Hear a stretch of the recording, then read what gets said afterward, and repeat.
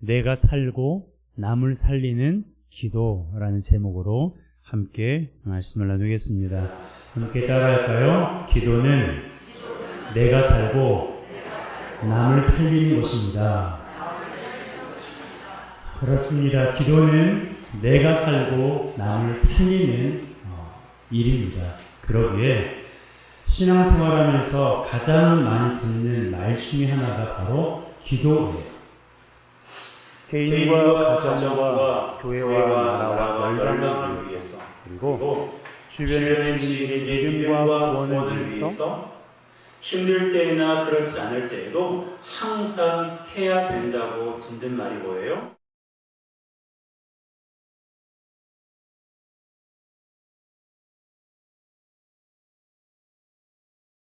말을 들으면 그 필요성을 알면서도 또 기도하라고 하시네라고 하면서 그런 생각이 들 수 있어요.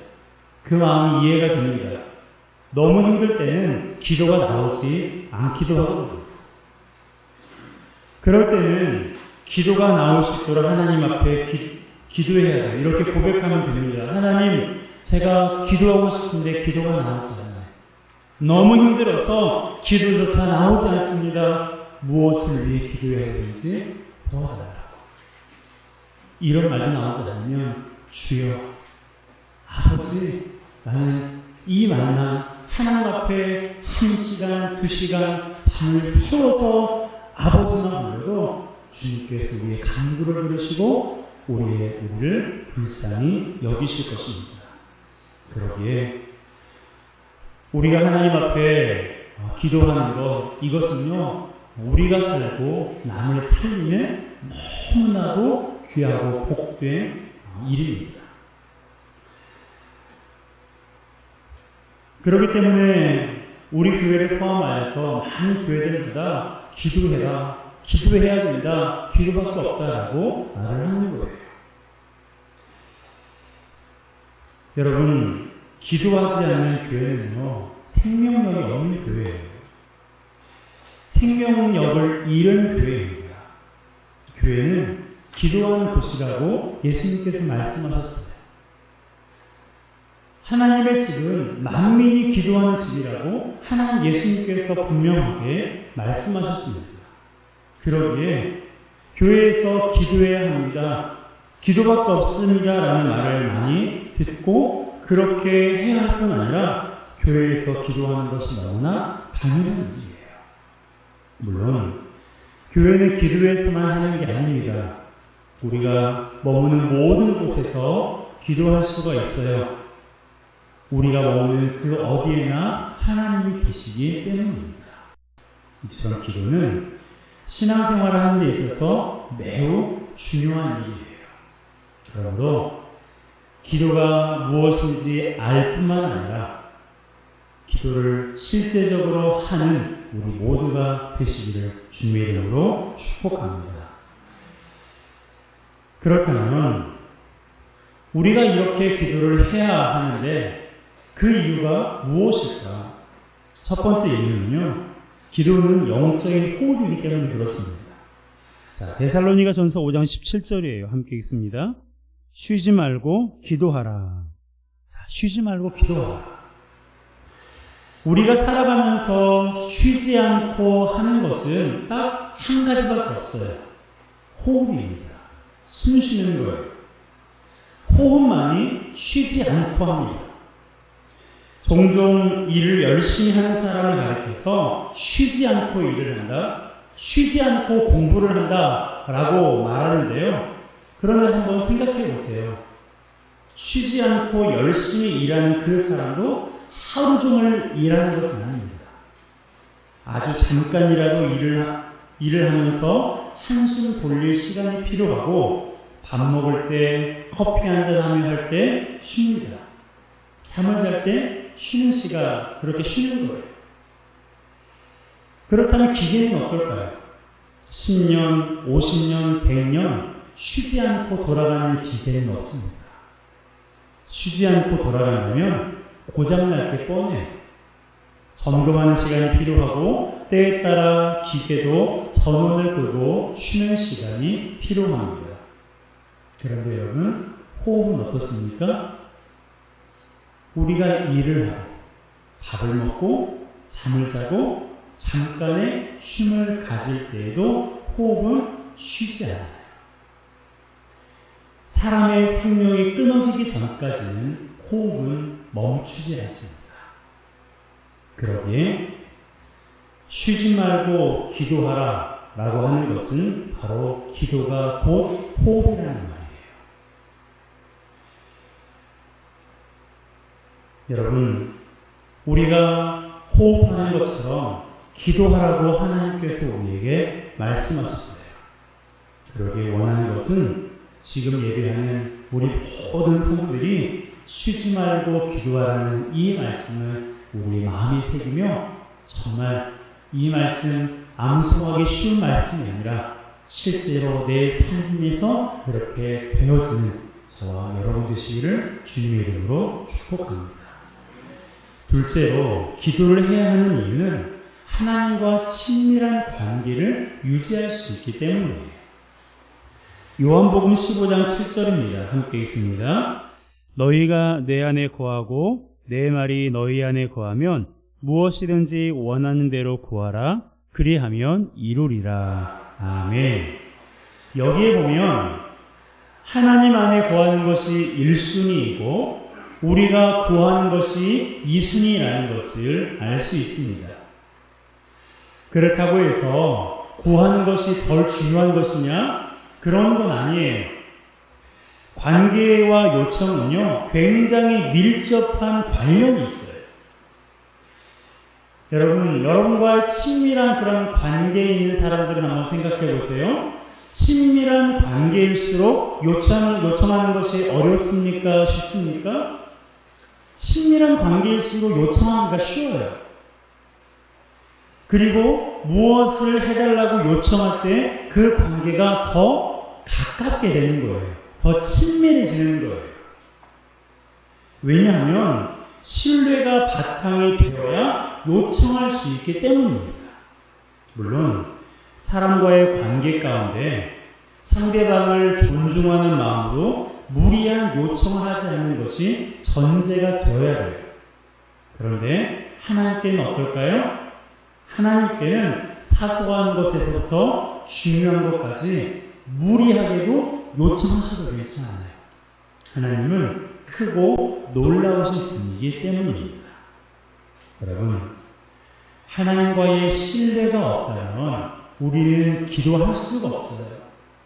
하나님과 신뢰 관계가 없다면 우리는 하나님 앞에 이것을 해달라고 요청할 수가 없습니다. 지난 금요일에 시편 35편을 성도들과 함께 나누었는데요. 다윗이 놀라운 고백을 해요. 하나님, 나와 다투는 자와 다투어 주세요. 나와 싸우는 자와 싸워주세요. 라고 그렇게 하나님께 요청하는 것을 볼 수 있습니다. 여러분, 다윗이 하나님과 서먹한 관계였고 하나님을 듬성듬성 만나는 그런 관계였다면 그 관계가 멀었다면 결코 그렇게 요청할 수가 없어요.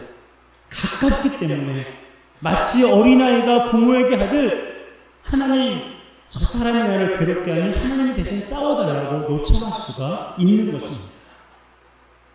이렇게 하나님의 신뢰가 바탕이 되어야 우리가 기도할 수 있는 거예요. 다시 말하면 하나님과의 관계가 친밀해지는 것이 바로 기도이고 친밀해질 때 우리가 기도할 수가 있는 것입니다. 이렇듯 우리가 기도를 해야 하는 이유는요, 기도가 영혼의 호흡이고 기도를 통해 하나님과의 친밀한 관계를 유지할 수 있기 때문입니다. 원하는 것은 우리 모든 성도들이 영혼의 호흡인 기도를 통해 하나님과 친밀한 관계를 맺으시기를 주님의 이름으로 축복합니다. 그렇다면 이렇게 중요한 일을 나만을 위해서 해야 할까요? 그렇지 않습니다. 기도는 자신을 위해서 해야 되는 것은 물론이고 타인을 위해서도 해야 돼요. 그럴 만한 이유가 있습니다. 첫 번째 이유는 타인을 위해서 기도하라는 것이 주님의 명령이기 때문이에요. 자, 16절 상반절입니다. 함께 읽습니다. 그러므로 너희 죄를 서로 고백하라. 병이 낫기를 위하여 서로 기도하라. 하나님께서 야고보 사도를 통해서 우리에게 하신 말씀이에요. 서로 기도하라. 서로 기도하라고 하나님께서 우리에게 명령하셨습니다. 여러분, 주님의 명령은요, 반드시 지켜야 되는 거예요. 하나님께서 우리에게 명령하신 것은 그분의 자녀뿐만 아니라 그분의 손으로 지음받은 모든 사람들이 다 따르고 순종해야 돼요. 그 이유가 무엇입니까? 그분이 우리를 지으신 분이기 때문이에요. 또한 하나님의 명령을 지키는 것이 우리에게 유익하기 때문입니다. 여러분, 하나님은 선하고 좋으신 분이잖아요. 하나님은 언제나 우리에게 유익한 것을 명하시고 우리에게 좋은 것을 명하시기 때문에 그 말씀에 순종하는 것이, 그 명령에 순종할 때 그것은 항상 우리에게 득이 되지 결코 실이 되지 않습니다. 그러기에 우리는 하나님께서 명하신 대로 서로 기도해야 돼요. 나를 위해서 기도할 뿐만 아니라 타인을 위해서 기도해야 됩니다. 두 번째로 타인을 위해서 기도해야 하는 이유는요, 병든 자를 일으키기 때문이에요. 15절 상반절입니다. 함께 읽습니다. 믿음의 기도는 병든 자를 구원하리니. 아멘. 믿음의 기도는 병든 자를 구원한다. 성경에는 이 구원이라는 단어가 여러 가지 의미로 사용되고 있다고 말씀드렸어요. 가장 많게는 우리의 죄를 사하신다라는 의미고, 또 한편으로는 어려움과 괴로움과 질병에서 건져낸다라는 뜻으로 이 구원이라는 단어가 쓰여지고 있습니다. 믿음의 기도는 병든 자를 구원한다라고 하는 말은 병든 자를 고친다, 회복한다, 치유한다라는 의미예요. 주께서 그를 일으키신다라고 말씀하고 있습니다. 실제로 성경을 보게 되면 내가 기도해서 고침받은 사람이 있는가 반면에 내가 아닌 타인이 기도해서 병든 자가 고침받은 사건이 참 많이 기록되어 있는 것을 보게 됩니다. 그 가운데 하나가 백부장이 예수님을 찾아왔습니다. 용건은 간단해요. 그의 하인이 열병에 걸려 죽어가고 있었기 때문입니다. 자기가 병이 걸려서 예수님을 찾아온 게 아니에요. 자기에게 위급한 일이 생겨서 예수님을 찾아와 도와달라고 요청한 것이 아닙니다. 자신의 하인의 병을 낫게 해달라고 요청하기 위해 직접 예수님을 찾아온 거예요. 이때 예수님께서 그 하인을 고쳐주셨는데, 고쳐주신 이유가 무엇입니까? 그 하인의 믿음이나 그 하인이 기도했거나 그 하인이 예수님께 요청했기 때문이 아니라 바로 백부장의 믿음 때문이에요. 그래서 예수님께서 말씀하셨잖아요. 이스라엘 중에 이만한 믿음을 내가 볼 수 없더라. 여러분, 백부장의 믿음을 보시고 예수님께서 그 하인의 병을 고쳐주신 것처럼 우리의 믿음을 보시고 나의 자녀의 질병, 내 이웃의 질병을 주님께서 고쳐주신다는 것을 믿으시길 바랍니다. 또한 수로보니게 여인을 한번 생각해 보세요. 이 여인에게는 딸이 하나 있었어요. 그런데 그 딸이 귀신 들렸습니다. 그러자 이 여인이 예수님께 자신의 딸을 고쳐달라고 하소연했어요. 물론 그 딸을 예수님이 계신 곳에 데려온 것은 아닙니다. 그 딸은 지금 집에 있고 이 여인만 예수님께 나와서 내 딸을 고쳐달라고 간절히 예수님께 호소했어요. 이때 예수님은 그 여인의 믿음을 보시고 귀신 들린 딸을 고쳐주셨습니다. 이것은 영적인 문제잖아요. 그렇다면 이것을 우리가 좀 더 확장해서 생각해 본다면 귀신 들리진 않았지만 하나님의 영이 머물지 않는, 즉 하나님을 알지 못하고 하나님을 믿지 않는 자들을 위해서 우리가 간구할 때 그에게는 믿음이 없고 그에게는 하나님을 아는 지식이 없지만 나의 믿음을 보시고 하나님께서 나의 자녀를 구원하시고 나의 이웃을 구원하신다라는 사실입니다. 여러분, 믿음의 기도는 병든 자를 구원해요. 그러기에 우리는 나를 위해서 기도할 뿐만 아니라 타인을 위해서, 그 가운데서 영적으로 육적으로 병든 자를 위해서 간절히 하나님 앞에 기도하여 응답받는 우리 모두가 되시길 바랍니다. 세 번째로, 타인을 위해서 기도해야 하는 이유는요, 죄 사함을 받을 수 있기 때문입니다. 15절 하반절이에요. 함께 읽습니다. 혹시 죄를 범하였을지라도 사하심을 받으리라. 참 놀랍지 않습니까? 죄 사함을 받는데요. 서로 기도하면 죄 사함을 받는다고 말씀하고 있습니다. 마가복음 2장에 보게 되면 중풍병자를 예수님께 데려온 4명의 친구에 관한 이야기가 기록되어 있습니다. 여러분들이 잘 알고 있는 대로 바로 지붕을 뜯어 예수님께 그 사람을 내려보낸 사람들이에요. 이때 예수님께서는 중풍병자의 병을 고쳐주셨습니다. 그러면서 고쳐주시기 전에 먼저 하신 말씀이 무엇이냐면 너의 죄가 사함받았다는 거예요. 모든 사람이 그렇지는 않지만 아마도 이 중풍병자는 죄로 인해서 병에 걸렸던 것 같아요. 그래서 예수님께서 내가 너의 죄를 사한다. 네가 죄의 사함을 받았다라고 말씀하셨는데 여러분, 이것이 가능했던 이유가 무엇입니까? 중풍병자의 믿음 때문이 아니에요. 중풍병자가 자신의 친구들에게 지금 예수님이 어느 집에서 말씀을 전하고 계시는데 내가 그곳에 갔으면 좋겠어. 너희들이 나를 좀 데려갔으면 좋겠다고 요청한 게 아니에요. 성경에 보면 예수님께서 무엇을 보셨냐면 그들의 믿음을 보셨어요. 그의 믿음을 보신 것이 아니라 그들의 믿음을 보시고 중풍병자의 죄를 사해 주신 것을 보게 됩니다. 자, 마가복음 2장 5절이에요. 함께 읽습니다. 예수께서 그들의 믿음을 보시고 중풍병자에게 이르시되 작은 자야 내 죄의 사함을 받았느니라. 아멘. 예수님께서 그들의 믿음을 보셨어요.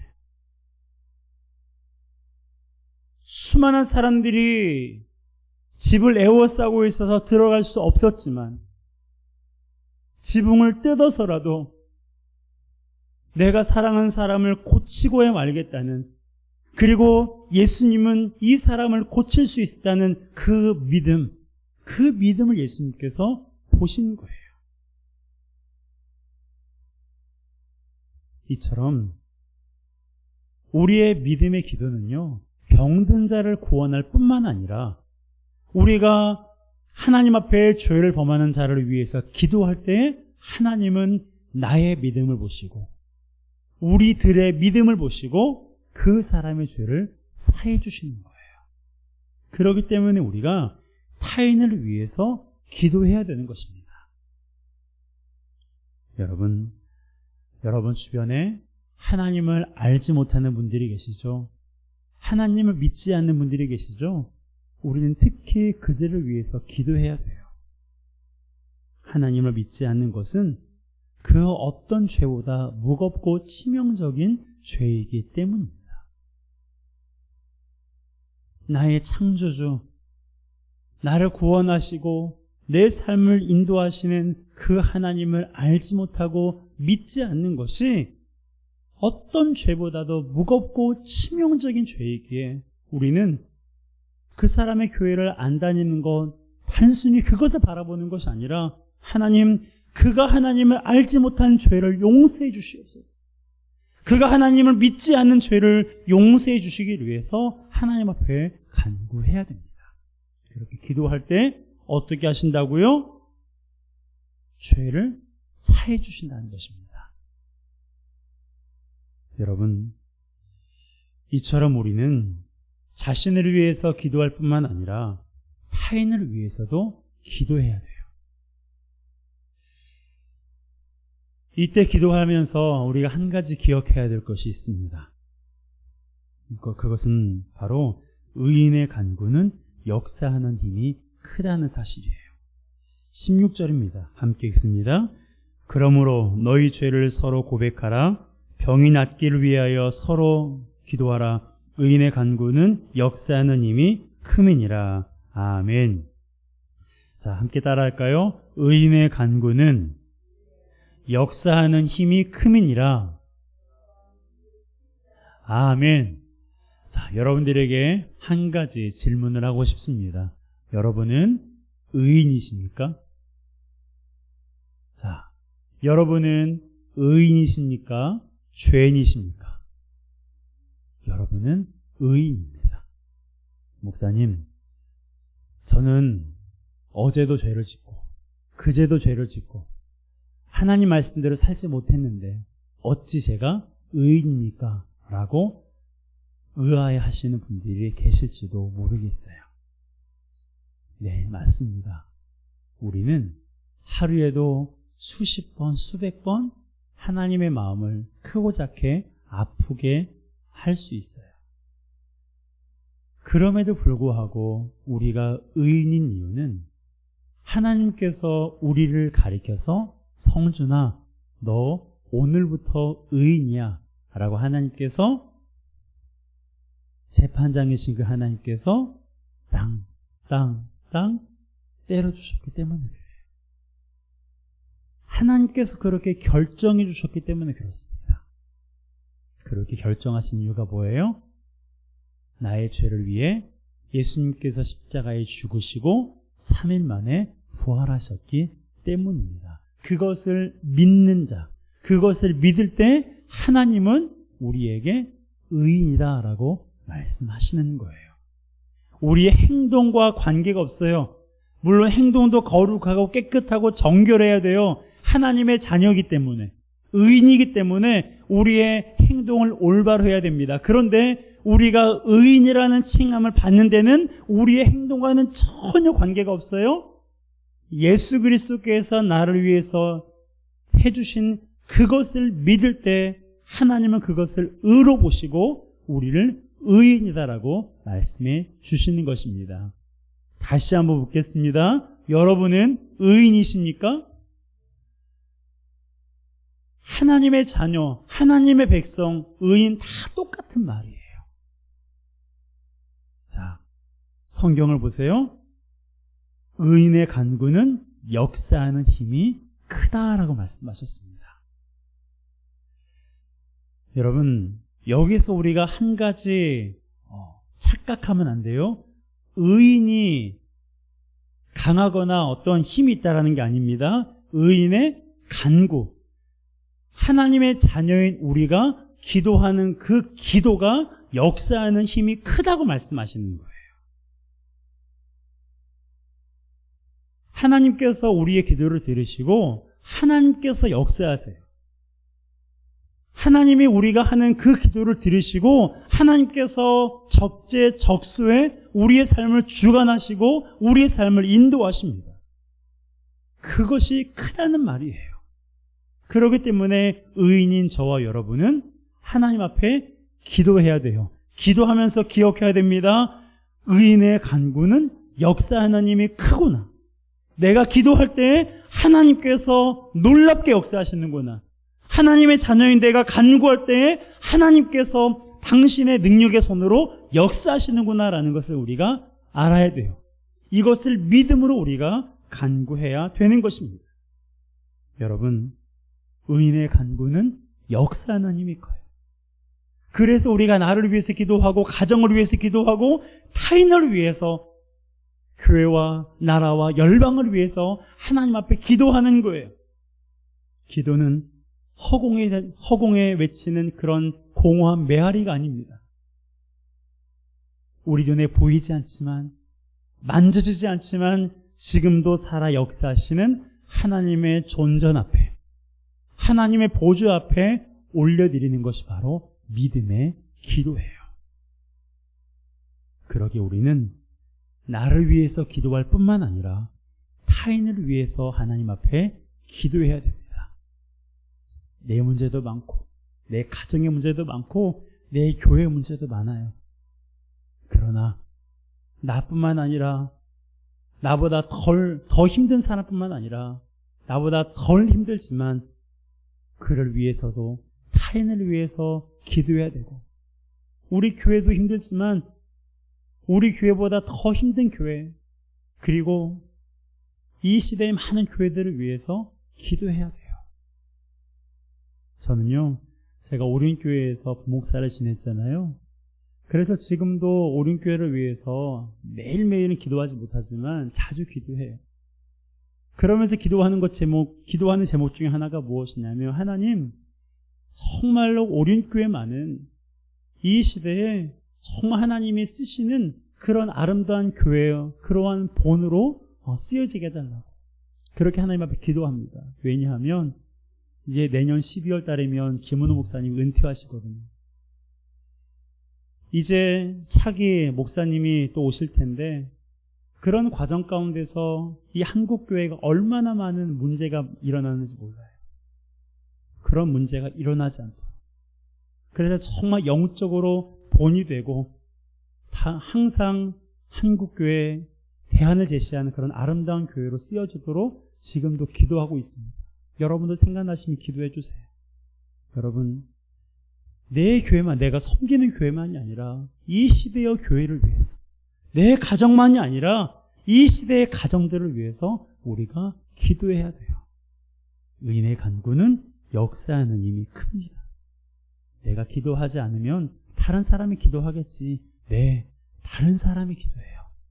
제가 기도하지 않아도 2만 명 되는 오륜교회 성도들이 오륜교회를 위해서 기도해요. 그러나 기도할 때 누가 유익해요? 내가 유익한 거예요. 기도할 때 하나님이 나의 기도를 기뻐하시고 나의 삶 가운데 하나님의 은혜를 부어주시는 것입니다. 그러기에 우리는 나뿐만 아니라 타인을 위해서 하나님 앞에 간절히 기도해야 됩니다. 기도하는 것을 하나님이 기뻐하시고 하나님이 기뻐하시는 자에게 큰 은혜를 베풀어 주십니다. 여러분, 여러분의 삶 가운데 기도가 쉬지 않았으면 좋겠어요. 쉬지 말고 기도하라는 이 말씀을 기억하면서 나를 위해서 기도할 뿐만 아니라 내 주변에 있는 분들을 위해서 쉬지 않고 기도하는 우리 모두가 되시길 바랍니다. 그러한 자를 하나님이 기뻐하시고 하나님이 기뻐하시는 자에게 큰 은혜를 하나님께서 넘치도록 부어주세요. 52일간 기도 성경 쌓기 운동이 우리 교회에 있습니다. 나를 위해서 기도하는 것이 아니라 타인을 위해서 기도하는 이 시간이 하나님을 기쁘시게 하고 하나님의 풍성한 은혜를 받아 누리는 저와 여러분 되시기를 주님의 이름으로 축복합니다.